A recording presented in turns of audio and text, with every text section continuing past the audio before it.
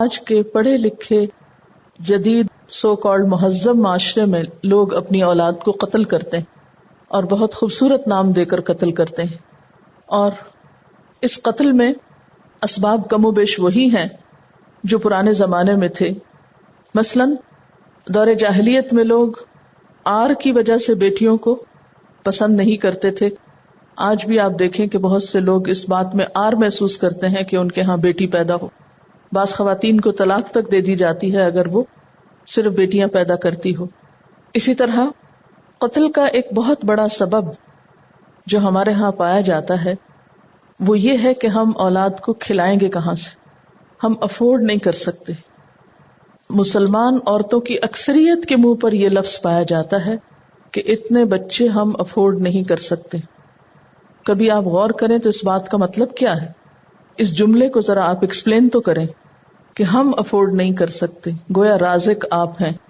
اللہ تعالیٰ فرما رہے ہیں لا تقتلوا اولادکم من املاق، بھوک کے ڈر سے مار رہے ہو ان کو، نحن نرزقکم، ہم تم کو رزق دے رہے ہیں، وإیاہم، ان کو بھی دے دیں گے، جو رب تمہیں کھلا رہا ہے وہ انہیں بھی کھلا دے گا۔ اور کیا ایسا نہیں ہوتا کہ بچہ جب پیدا ہوتا ہے تو ماں کے سینے میں ساتھ ہی دودھ اترتا ہے اور 2 سال تک ماں کے ساتھ غذا رکھی جاتی ہے اس بچے کی کہ اگر کچھ اور نہیں بھی اس کو ملتا تو وہ اس پر سروائیو کر سکتا ہے۔ تو یہ انتظام کون کرتا ہے؟ یہ رزق کون دیتا ہے؟ رب ہی دیتا ہے۔ قتل اولاد کی شکلوں میں عام شکل جس میں بہت سارے پڑھے لکھے اور بسا اوقات دیندار نماز روزے کی پابند خواتین بھی شریک ہو جاتی ہیں وہ ابارشن ہے۔ یہ موضوع آپ کو زیادہ ڈیٹیل میں اس لیے بتایا جا رہا ہے کہ یہ ہر لڑکی سے متعلق ہے، اور جب دین کی صحیح تعلیم نہیں ہوتی، حقیقت معلوم نہیں ہوتی تو ہم حرام کام میں مبتلا ہوتے رہتے ہیں۔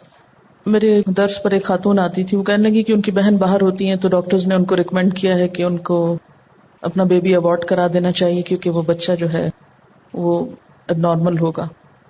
مجھے جہاں تک پتا تھا کہ یہ بات درست نہیں ہے، لیکن میں نے کچھ اور اسکالرز سے کنسلٹ کیا، ڈسکس کیا، تو الٹیمیٹلی یہی جواب تھا کہ ابورٹ نہیں کرا سکتے۔ یہ بالکل ایسا ہی ہے نا کہ جیسے اگر ہم بیمار ہوں تو ہمیں کوئی مار کے گھر سے نکال دے کہ ہم تمہارے لیے مصیبتیں نہیں اٹھا سکتے کہ تمہیں ہسپتال لے جائیں یا تمہیں دوا کھلائیں یا تمہیں لک آفٹر کریں۔ آپ اپنے آپ کو رکھ کے دیکھیں کہ اگر آپ بیمار ہوں اور آپ کے ساتھ یہ سلوک ہو کہ آپ کو مارنے پہ لوگ تل جائیں، تو بہرحال جو درست بات تھی میں نے وہی بتائی ان کو کہ کم از کم میرے علم اور جتنا میں نے اور علماء سے پوچھا ہے اس کے مطابق آپ ابورٹ نہیں کرا سکتی۔ اس پر انہوں نے ان کو واپس ٹیلی فون کیا اور انہوں نے کہا کہ ٹھیک ہے ہم پھر دعا ہی کرتے ہیں۔ اس کے بعد انہوں نے دن رات دعا کرنا شروع کی۔ کہتی کہ جب بیبی ڈیلیور ہونے کا ٹائم تھا اور میں اتنی خوف زدہ تھی کہ اب معلوم نہیں کیا چیز میرے پاس لے کر آتے۔ کہتے ہیں ان دعاؤں کی وجہ سے آپ یقین کریں کہ جب وہ بچہ پیدا ہو کے میرے پاس لایا گیا تو وہ سب بچوں سے زیادہ خوبصورت اور صحت مند تھا۔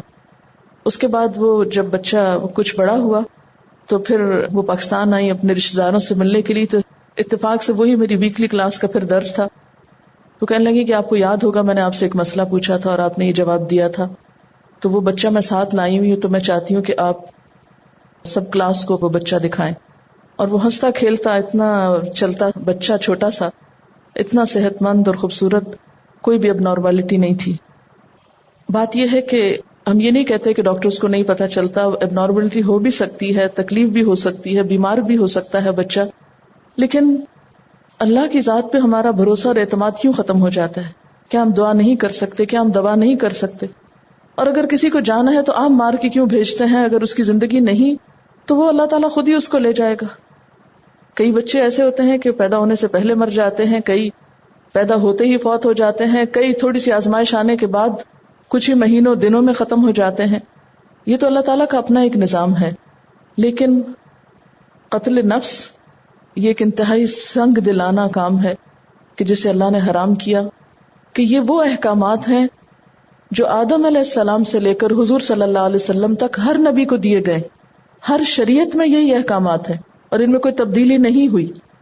اور نبی صلی اللہ علیہ وسلم نے اس بات پر بیعت بھی لی کہ کون ہے جو مجھ سے ان باتوں پر بیعت کرے تو میں اس کے لیے جنت کی ضمانت دیتا ہوں۔ حمل کے کسی بھی مرحلے میں بچے کو ابورٹ کرانا جائز نہیں، سوائے اس کے کہ کوئی ویلڈ ریزن ہو، کوئی جائز وجہ ہو۔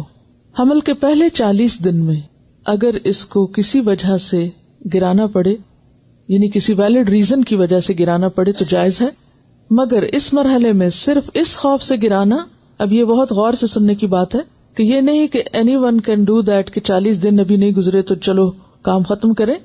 صرف اس خوف سے گرانا کہ اس بچے کو پالنا پوسنا اور تربیت وغیرہ پر بہت خرچہ یا مشکل ہوگا، تو یہ کسی بھی طور پہ جائز نہیں، یعنی یہ ویلڈ ریزنز نہیں ہے. اس کے ساتھ ساتھ مستقبل کے خوف اور یہ خوف کہ ہمارے پہلے ہی بہت بچے ہیں، یہ بھی جائز وجوہات نہیں. تو پہلے 40 ڈیز کے بارے میں تو یہ ہے کہ جب تک کوئی ویلڈ ریزن نہ ہو تو ایون پہلے 40 ڈیز میں بھی ابارٹ نہیں کرا سکتے.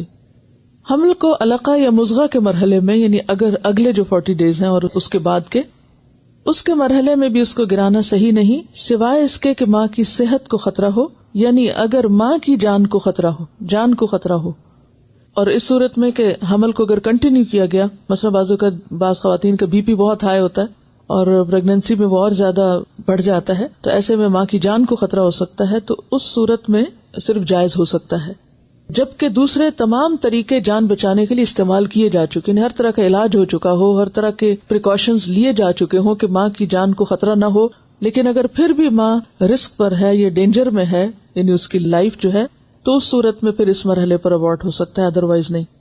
تیسرے مرحلے کے بعد جبکہ 4 ماہ گزر چکے ہوں، اس مرحلے میں بھی حمل ضائع کرنا جائز نہیں، سوائے اس کے کہ ماں کے پیٹ میں بچے کی وجہ سے ماں کی جان کو یقینی خطرہ ہو. تو اس سے کیا پتہ چلتا ہے کہ تینوں مرحلے، پہلے 40 ڈیز، پھر جو مرحلہ ہے علقہ اور مضغہ کا، اور پھر تیسرا مرحلہ جبکہ بیبی جو ہے ایک پورا انسان کی شکل اختیار کر لیتا ہے. تو اس میں مزید بھی ڈیٹیلز ہیں. اگر شوہر اپنی بیوی کو اس پر مجبور کرے اور پھر بیوی اس کا حکم مانے یا نہ مانے، اور اگر بیوی اگر ایسا کرے شوہر کے دباؤ میں آ کر، تو پھر مجرم کون ہوگا؟ عورت شوہر کی ایسی بات نہیں مان سکتی جو کہ کبیرہ گناہ میں شامل ہوتی، کیونکہ قتل جو ہے کبیرہ گناہ ہے. کوئی غلطی سے ایسا کر چکا ہو یا کسی کے مشورے سے یا کسی جذباتیت کی وجہ سے، لا علمی اور جہالت کی وجہ سے، تو زندگی میں ہی توبہ کر لینا، کفارہ دینا اور کثرت سے استغفار کرنا جو ہے وہ بے حد ضروری ہے، کیونکہ انسانی جان کا معاملہ کوئی آسان معاملہ نہیں ہے، اور ہر جان ایک الگ جان ہے، اس کا مالک اس کا رب ہے. کسی انسان کو اختیار نہیں کہ وہ کسی دوسرے کی جان لے، کیونکہ کسی کی جان لینا انتہائی گھناؤنا جرم ہے، اور کسی کو اس کے زندگی کے حق سے محروم کرنا جو ہے یہ کوئی کھیل نہیں ہے. تو اس معاملے میں اچھی طرح مزید اس پر اسی چیز کے بارے میں پڑھ کے، اور جہاں کہیں کوئی آپ میں سے سٹینڈ کرتا ہو اس کے مطابق اپنا طرز عمل اختیار کرے. ایک دن بھی گزرا ہو تو بغیر وجہ سے نہیں ختم کر سکتے. بعض لوگ خود گھریلو ٹوٹکے اور اس طرح کی چیزیں اختیار کرتے رہتے ہیں، وہ بھی گناہ ہے. یعنی جب آپ نے انٹینشن یہ کی کہ میں اس حمل کو ابارٹ کر دوں، میں اسے کیری نہیں کرنا چاہتی، تو یہ جو انٹینشن ہے یہ انٹینشن ہی درست نہیں ہے، الا یہ کہ کوئی ویلڈ ریزن. تو ایسی پلز بھی جو اس نیت سے لی جائیں، یعنی میتھڈ پھر کوئی بھی ہو سکتا ہے، قتل کا طریقہ کوئی بھی ہو سکتا ہے، خواہ آپ کسی کو زہر کھلائیں، خواہ آپ کسی کا گلا گھونٹیں، خواہ آپ کسی پہ کوئی ہتھیار تلوار چلائیں، یعنی کوئی بھی طریقہ جو اس میں اختیار کیا جائے وہ غلط ہے.